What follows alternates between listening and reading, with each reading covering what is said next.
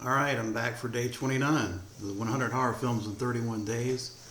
Got in two films today, starting to really slow down. I'm well over 100, and I'll definitely ramp up and tell you what I did as far as statistically on the video for the 31st.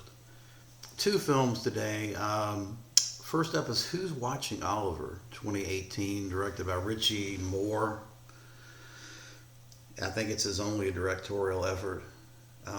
This film stars Joffrey Banks, who really did a great job. He plays a really nerdy serial killer whose mom is kind of he's got a more than bizarre relationship with his mother, and basically he puts his mother on camera on his computer so she can watch what he does to these girls that he tortures and kills.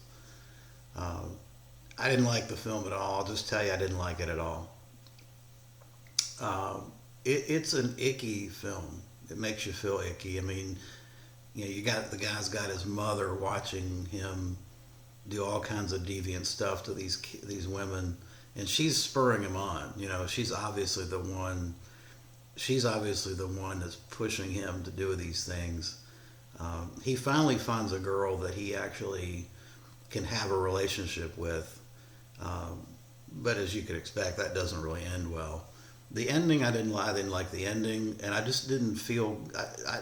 The film tries to simultaneously make you like uh, Oliver, and so you've got scenes of with upbeat jazz music of Oliver trying to kind of assimilate in society and be a normal person, and then you cut to the contrasting scenes where he's picking up women and killing them, uh, depraved type stuff, and I just didn't like the way the film tries to make you like this guy at the same time that it's portraying some very deviant, sick and twisted stuff. I think you got to go with like either you're gonna do it like Henry, Portrait of a Serial Killer, or you're gonna go straight comedy, but mixing those two, particularly in the way that they did the scenes where they,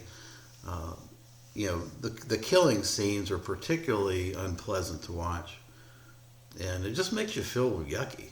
I mean, I just didn't like it. It turned me off. I give it a, I think I only gave it a 5 out of 10. Yeah, technically it's well done. I just didn't like the angle which it was coming from. It just ugh. It just makes you feel like you want to take a shower after watching it. Next up, and a much better watch, was 1977's Deathbed, The Bed That Eats. This was supposedly a lost film directed by a guy named George Barry. He is a Detroit native. The film was shot in Detroit. And it's a surreal experience. It basically, the idea came from a vision or a nightmare that George Barry had. And it was a labor of love. It was like I think they started shooting it in 1972. And it finally got a release in 77. Um, it's kind of Franco-esque in that it just feels like a dream, like you're watching a dream sequence or a nightmare. I definitely could say it's a nightmare, but it literally is a bed that consumes people, and it's a good film. I really enjoyed it. I think it's a unique, interesting idea that was well executed. Uh, I mean, to take a simple idea of a bed that's eating and consuming people, but making it more of into an art form in terms of the visuals with which George Barry directed the film was well done on his part. I liked it a lot. Liked it so much I went ahead and bought this. I'd watched it and then ordered the Blu-ray because I wanted to check out the commentary. There's a commentary track on here with Stephen Thrower and George Barry that's gold. And then there's a 20-minute behind the scenes where Stephen Thrower and George Barry go back to kind of some of the sets where they shot the film on location in Detroit. Really good stuff. Definitely recommend this.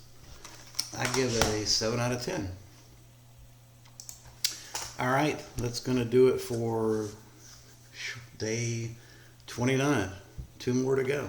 Thanks for watching.